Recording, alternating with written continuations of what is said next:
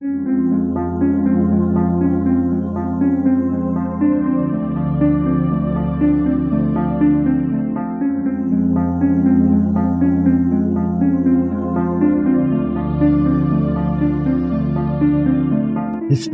tells the story of the world and of our lives. Sometimes that history goes bump in the night.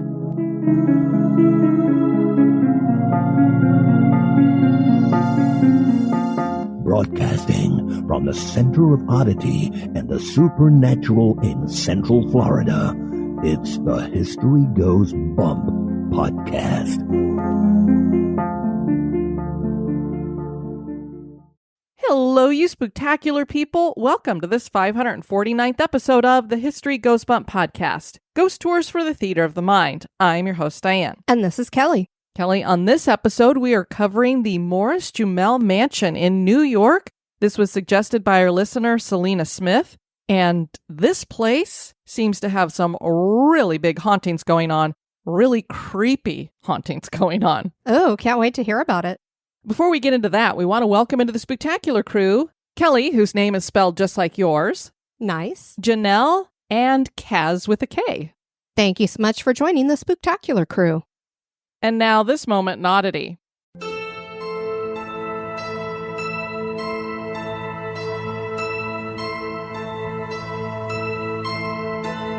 There is a location in Arizona called Canyon Diablo, which is about 20 miles from Winslow. It is a ghost town in Coconino County, Arizona. One would assume the canyon received that name for all sorts of dark reasons, and there are many. However, one really stands out. John Shaw was a bit of a scoundrel, and his story is one that isn't just a legend retold. After 1 a.m. on April 8th in 1905, the Wigwam Saloon in Winslow was still busy with patrons drinking their fill. Of course, there were card and dice games taking place amongst the gamblers of the time. John Shaw and his buddy William Evans entered and ordered some libations, but soon their attention was drawn to a dice table where monies were laid down for bets. The young men in their early 20s drew their guns, probably imagining they would easily make off with the spoils. They took the gamblers for $200 and escaped into the night. Quickly, the law caught up with Shaw and Evans, and the ensuing gunfight resulted in John Shaw being killed. Shaw was buried in a plain pine box near where he died in Canyon Diablo. Word traveled quickly, and 15 Arizona cattle herdsmen were appalled that Shaw never got to enjoy that last drink. The cattlemen located where Shaw was buried, dug him up, and gave him that last drink of whiskey. When Shaw was disinterred, he had a peaceful smile on his face and his eyes were open. The cattlemen propped him up, poured a shot of whiskey down his throat, and took a few photos that can be found online today. Immediately after that, John Shaw was promptly reinterred, prayers were said, and the whole historical set of circumstances certainly is odd.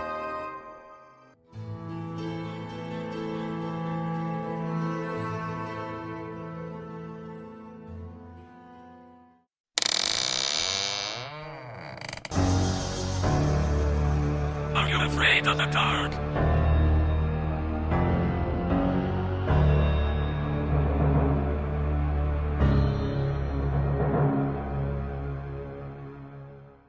And now, this month in history.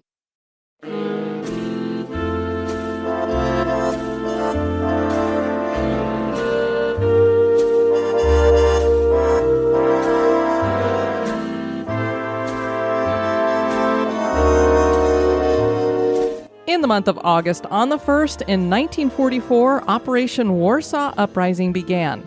Also known as the August Uprising, this was a large World War II operation by the Polish underground resistance to free Warsaw from German occupation. The timing was coordinated with the nationwide Operation Tempest, which was begun during the Soviet Lublin-Brest offensive. The goal of the Polish was to drive the Germans out of Warsaw to help the Allied powers of the Soviet Union, the United Kingdom, and the United States in defeating Germany. In addition, the political goal of the Polish underground state was to liberate Poland's capital and establish Polish sovereignty prior to the Soviet-backed Polish Committee of National Liberation being able to obtain authority. There were many casualties during the Warsaw Uprising. 16,000 members of the resistance were killed, and an additional 150 to 200,000 Polish civilians died, mainly during mass executions. It was later shown in declassified documents that Joseph Stalin tactically stopped his forces from moving in on Warsaw in hopes of exhausting the Polish Home Army. Stalin's goal was to turn Poland into an aligned state with the Soviet Union. Scholars indicate that the 2-month window of the Warsaw Uprising signaled the start of the Cold War.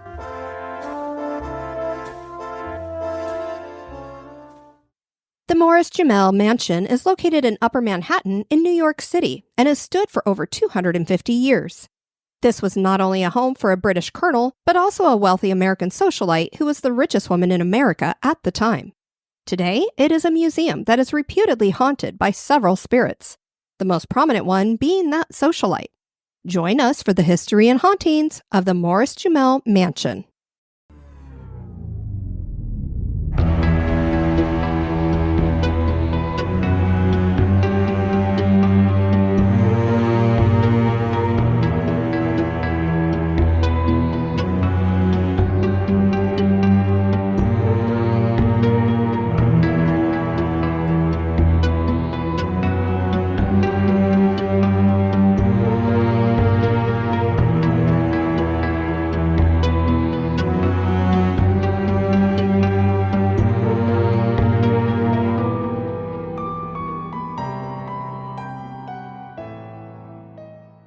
Roger Morris was a colonel in the British Army before the events of the American Revolution began. He fought alongside George Washington during the French and Indian War under the command of General Edward Braddock.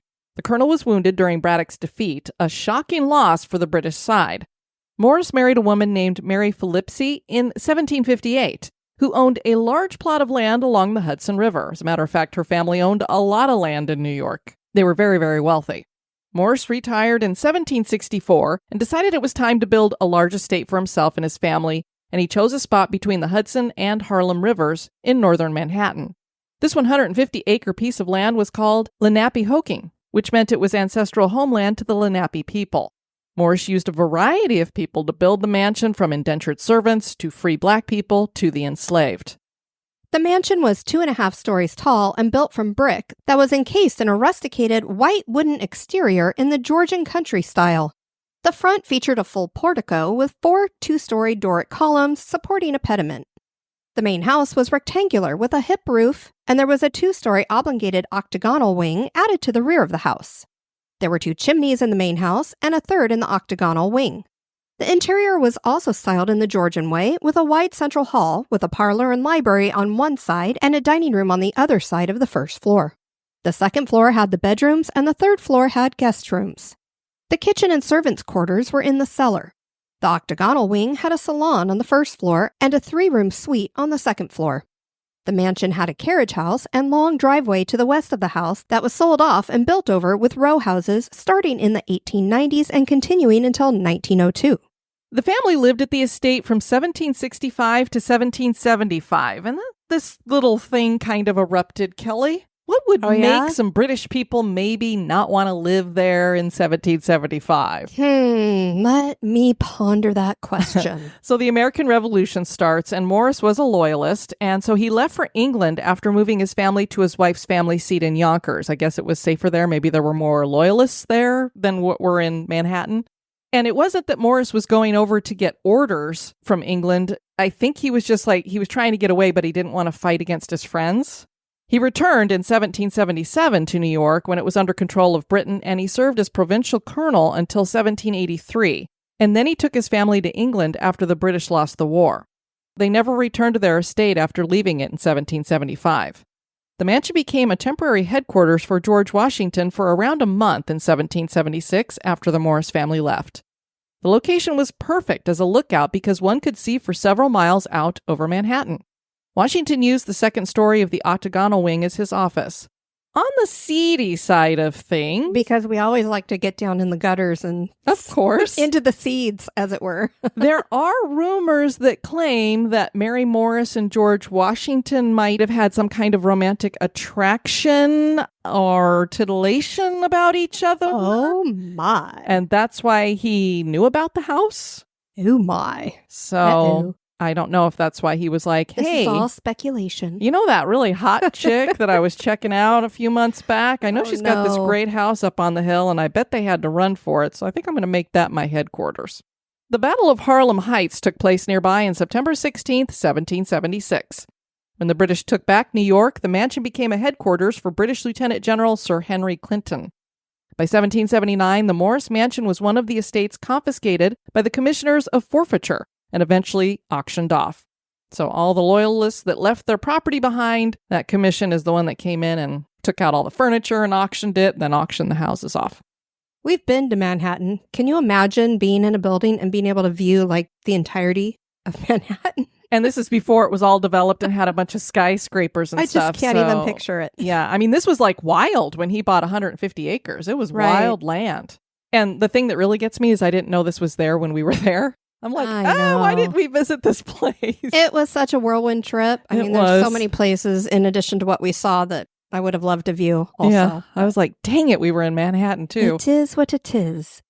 Over the next 30 years, various people owned the mansion, using it as a residence, and then it became a tavern called Calumet Hall.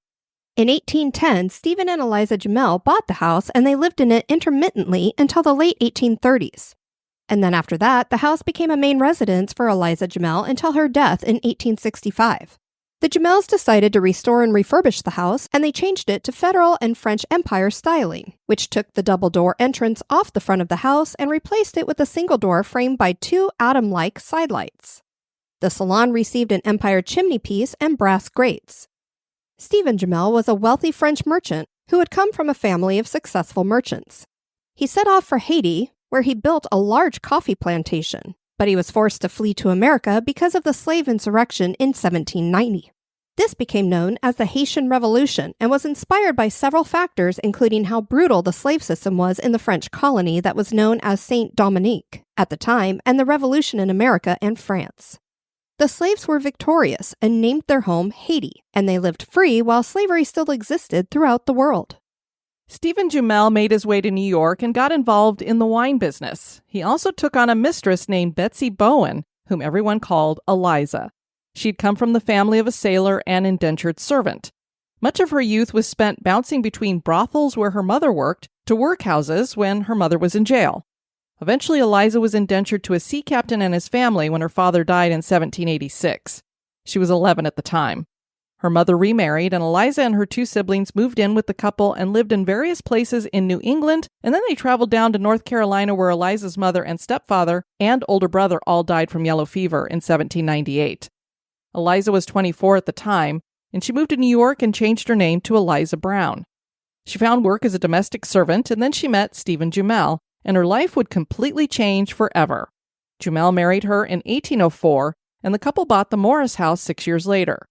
For some reason, Eliza wasn't readily accepted into the New York high society, and the couple went back to France in 1815. So I don't know if this was like that whole new money kind of thing, or that's not really her money. I'm not sure, but he was very frustrated that his wife couldn't get into all the socialite circles and stuff. Snotty people.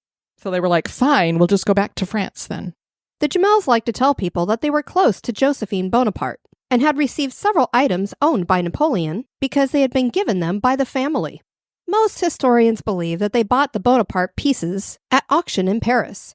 While the couple seemed to really love each other, Eliza left Stephen in Paris in 1816 and returned to New York. It seemed that Stephen wasn't doing well in business, and Eliza was going to handle things. Their French holdings faltered, but in New York, Eliza took control of the Jumel holdings, and the financial side of things flourished. She became the epitome of the girl boss, and went after dishonest business acquaintances of her husband and recouped much of their fortune. This made her quite unpopular in New York. Not that she was popular before, it sounded like. I know, she already isn't invited into the social circles, and now here's the problem. The women were snooty and didn't like her and were being catty. Well, now the guys don't like her either. Right. So at least the guys kind of liked her, but this is it. She's done. Eliza and Stephen traveled throughout Europe together, and Eliza amassed quite a European art collection and brought much of it to America, making it the largest such collection in the United States at the time. The year 1832 brought illness to Stephen, and he ended up dying of pneumonia at the age of 67. Eliza didn't grieve long. She was married to Aaron Burr a little over a year later in the front parlor of the mansion. Yes, that Aaron Burr, which also happens to be the one we mentioned on the last episode. He and his daughter. Yes. There was nearly a 20-year age difference, with Burr being 78 at the time. Eliza thought the marriage would bring her stature, but instead it brought her angst. Burr helped himself to quite a bit of the fortune that the Jumels had amassed. So she's thinking, I'm going to get my chance to really get in now with society. I am going to marry Aaron Burr, who had been a vice president here. He's got a lot of heft when it comes to society. And maybe she knew that he didn't have a lot of money, but I don't think she realized how in debt he was. And he said, hey, I'm just going to start paying off my debts now. And she's like, whoa, whoa, whoa, whoa, whoa. Sugar mama. Yeah. So that marriage lasted 4 months, and she kicked him to the curb. And I just called her a sugar mama, and usually they would be older, but... Exactly. Bye-bye. She had stopped the bleeding, and Burr wasn't able to do much with the substantial real estate holdings the Jumels had. So while he was helping himself to a lot of the, I guess, cash money or other valuables, he couldn't do anything with the real estate. So she still had quite a bit of money.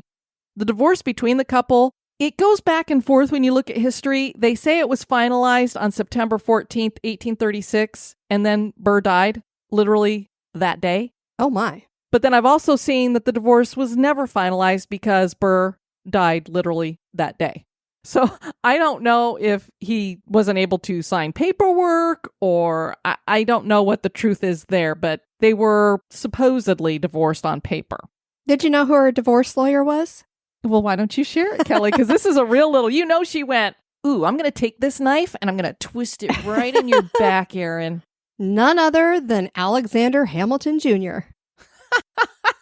You got to love that. I mean, talk about, we think that, things can get kind of crazy nowadays with some of the celebrity divorces. Right. This was the celebrity divorce of their day. And you can imagine the papers were like, can you believe Scandal. She hired Alexander Hamilton Jr. to go after Aaron Burr? So at least his son got some revenge for Aaron Burr killing his dad, I guess. Eliza continued her extensive traveling and often took her 2 adopted grandchildren with her. She unfortunately started showing signs of dementia, and people started watching as her behavior got more eccentric. She may have even become a target of mockery at this point, which is sad considering that she came from abject poverty and helped manage and amass a great fortune that made her the richest woman in New York at the time. She died in 1865 at the age of 90. An interesting side note is that Anne Northrup, who was a well-known chef and also the wife of kidnapped and enslaved black musician Solomon Northrup, who wrote 12 Years a Slave, worked at the mansion for 2 years. She lived there with her 3 children as well. So I thought that was a fun little factoid. Whether Eliza had dementia or some kind of senility going on or not, people aren't really sure about that either, that maybe these rumors were started, kind of what they would do back in the day, when women owned all this property and they wanted to try to take it from them. Then they start all these rumors about, oh, she can't manage her stuff and blah, blah, blah, blah, blah. She needs to be put in the asylum. And now a little break for a word about one of our sponsors.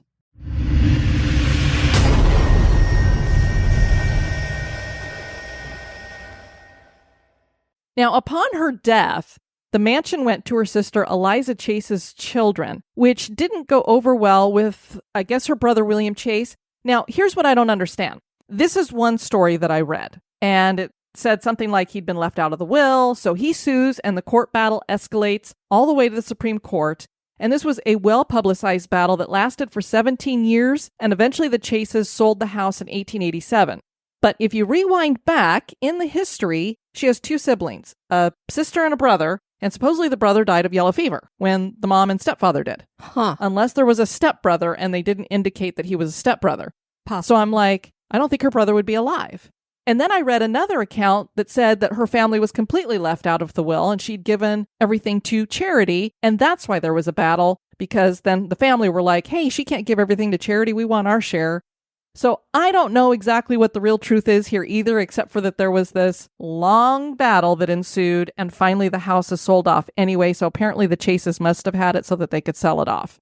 Here is where we have a very, very fun story come in. We have a French photographer and filmmaker who is named Louis Augustin Leprince. He bought the mansion in 1889 and moved into it with his family. Now, a lot of people probably have no idea who this guy is or that name. He planned to debut the first moving motion picture at the mansion in 1890. Yes, I said the first moving motion picture, not his first, the first. And a lot of people are probably going, wait a minute, wasn't that Edison? Hold on. Before that could happen, the filmmaker and the movie disappeared for good. Neither was ever found. Apparently, Le Prince had visited his recently widowed brother in Dijon, and he was coming back through Paris and Liverpool before heading on to New York, and that's when he went missing. And I was like, I have got to know more about this. So I go and I'm looking it up, and Harper's Bazaar has this story, and they're talking about, I believe there was at least one book written on this, maybe another one. And so they were talking about this story. So most people, as I said, have never heard of this man, and they credit Thomas Edison with the first motion picture. But Le Prince was the real father of film. Nat Segnet wrote in Harper's Bazaar in 2022, quote, on the morning of October 14th, a great morning, date, 1888, for those that don't know, that's Diane's birthday, Louis Le Prince set up a heavy wooden box in the garden of his father-in-law's small manor house on the outskirts of Leeds.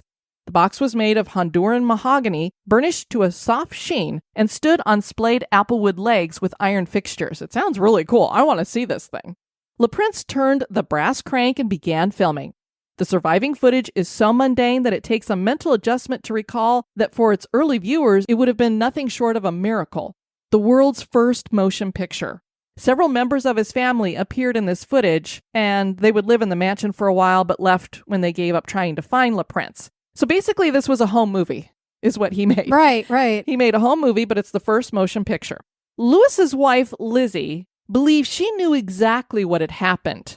8 months after her husband disappeared, Thomas Edison presented his kinetoscope to the world, and it was a clear infringement on her husband's machine. It was pretty much the exact same thing. Uh-oh. And even though she didn't need more proof, she later was on a boat returning to Manhattan from New Jersey when she spotted Edison talking to her husband's patent advisor. Oh, no. Attorney William Dameron Guthrie. At that moment, she was sure that Edison not only had stolen this camera idea, that he had had her husband killed. Wow. Like, she went all the way there. Wow. And for people who know a little bit of the, I don't know if you call it the seedy side, the dark side of Thomas Edison, it's not out of the question that he might hire some henchmen to do his dirty business. And if he was working on something and he realizes this guy is going to beat me to it and I'm the one who's supposed to be in charge of everything. I mean, look at what he did to Nikola Tesla. True. Okay. So at least he didn't kill Tesla, but he may have taken care of Le Prince going missing. Isn't that great to have that story connected to this house?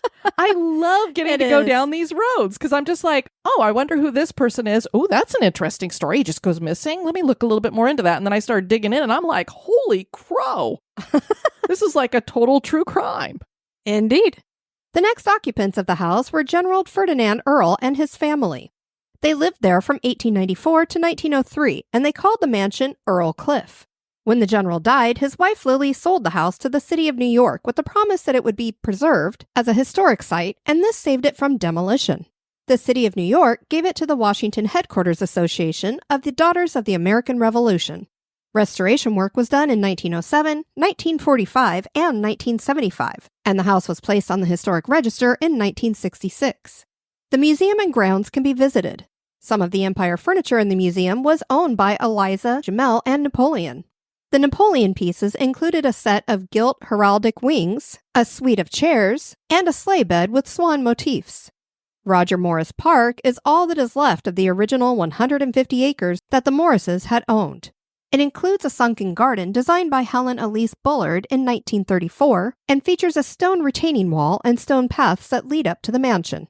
The mansion is a museum that offers a variety of arts and cultural events and is open for self-guided tours and paranormal historical investigations. There are also virtual tours and walking tours of the neighborhood. Fun fact, Lin-Manuel Miranda wrote some songs for the musical Hamilton while sitting in a chair at the mansion. Yeah, and I believe he was sitting in Burr's bedroom at the time. He got his inspiration from the man who was a part of that Hamilton saga. There are thought to be several spirits here. Eliza Jamel is the most prominent, and people claim that her two former husbands liked to quarrel with each other in the basement. Even though one of them she was only with for 4 months. I don't know why he would be in the basement here, but whatever. A fourth spirit presents as a drunken Hessian soldier who likes to hang out on the staircase where he may have died, and a maid jumped out of a window and now haunts the place. Eliza herself had claimed the mansion was haunted when she lived there. I never found any stories specifically of what she had written or reported, but there were people who claimed that she had said this place is haunted.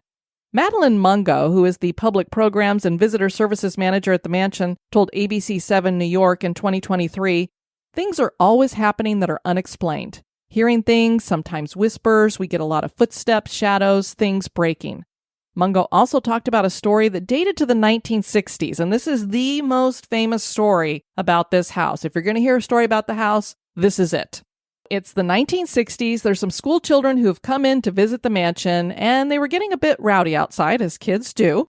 They were quickly quieted down when a woman came storming out onto the second-story balcony and yelled at the kids. Basically, "Shut up!" And she must have been really, mean about it, because the kids were like, ooh, they got really quiet.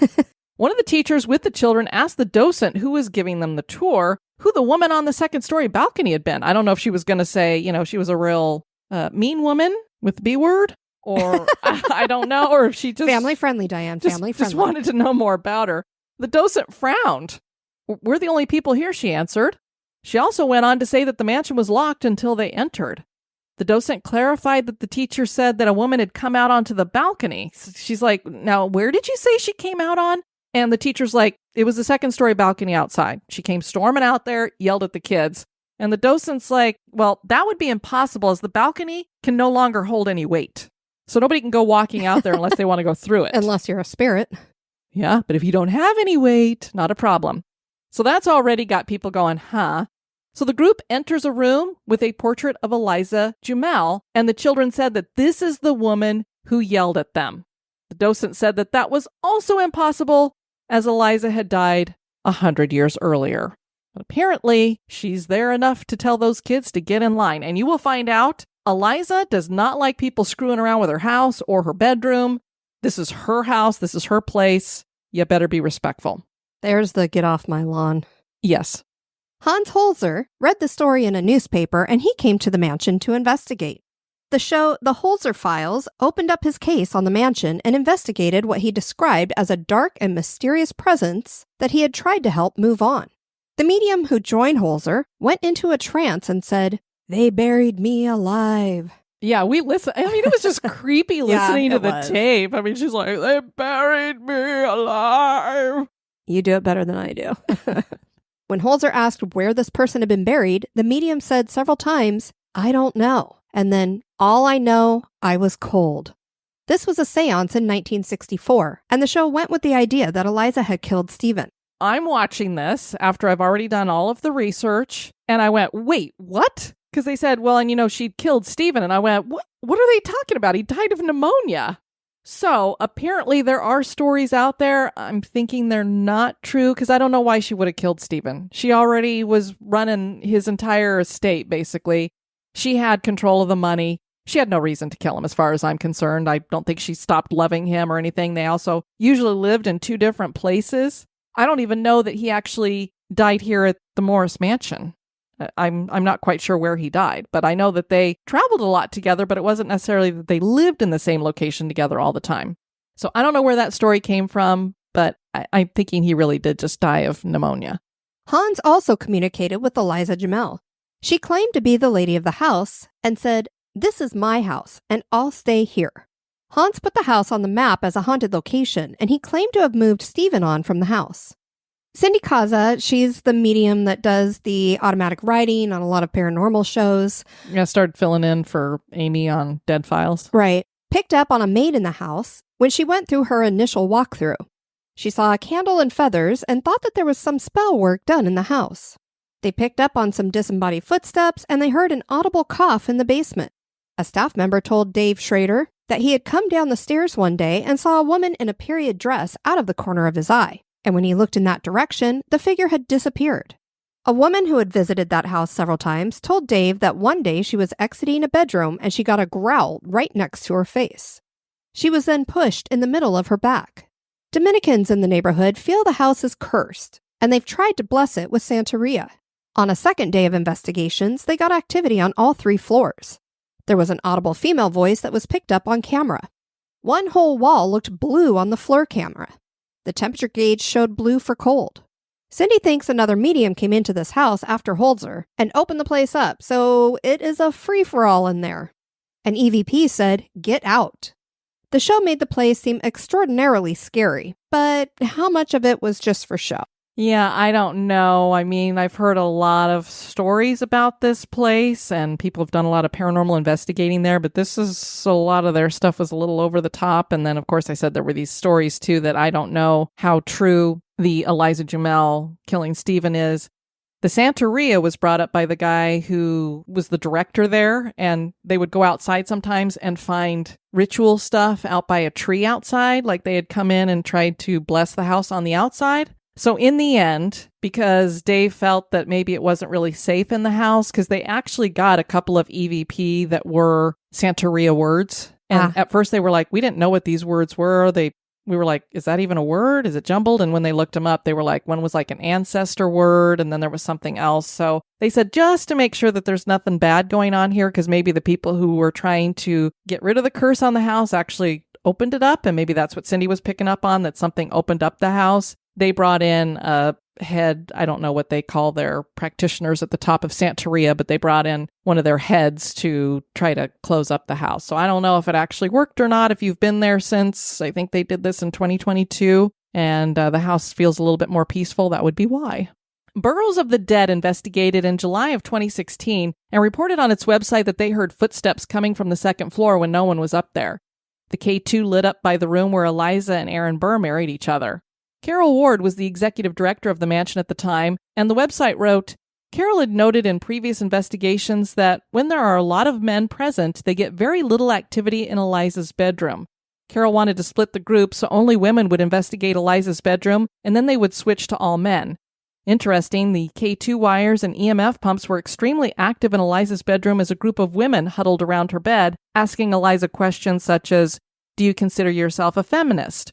Are you happy to see so many people visiting this room? When the group switched places and it was all men, they detected no activity in Eliza's bedroom. Wow. So she apparently doesn't really care for men. Carol was with a staff member at another time, and they were in the gift shop and distinctly heard the scraping of table legs down in the basement. They thought they were the only people in the mansion, so they ran to the basement door and found it locked. They went downstairs and searched everywhere, and they found no one. They had no idea what made the noise. Paranormal investigator Vincent Carbone told the CBS Sunday Morning Show producer in 2019, I haven't seen much, but I have heard disembodied voices, footsteps, I've heard objects moving, other staff members have seen things, they have heard things as well. About 2 years ago, we were recording in this room, Aaron Burr's room, and about a week after the investigation, the team lead sent us this clip and said, hey guys, we got something in Burr's room and I don't know what it is. Carbone played the video clip and said, notice none of us react to it because we didn't hear it, but also notice that it's so loud that it has an echo, much like our voices in the room at that same time. It's a hard EVP to make out. Some people think it was saying, he doesn't love you, while others thought it said, they're going to laugh at you. That's pretty different. He doesn't love you or they're going to laugh at you. So clearly the only word that was very distinct was you. Apparently. There are centuries of history at the Morris-Jumel Mansion. Some people believe it's cursed, while others think that nothing strange is happening there. Based on reports of many personal experiences, it does seem that something strange is going on here. Is the Morris-Jumel Mansion haunted? That is for you to decide. Well, I'm really bummed that we missed this one. It looks like it would have been a really cool mansion just to go through for just the history's sake. And then the fact that it was haunted and we could have done a little investigating there. I don't know that we would have had time for it because we were doing the ghost tour at Greenwich Village. It might have actually been better for us to have done the paranormal investigation because then so you wouldn't have gotten hypothermic because it was like 20 degrees and Kelly didn't have her gloves and hat and all that good stuff like me. You looked like the State Puff man with all the stuff you were wearing. I even had padded pants on that had the flannel on the inside. I wasn't fooling around.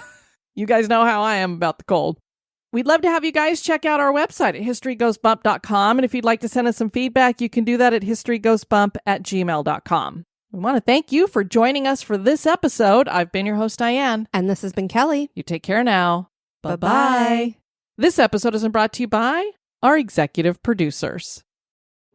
Have a spooky experience that occurred at an historic location? Want to give us feedback or have a suggestion for the show? Share it with us at historygoesbump@gmail.com.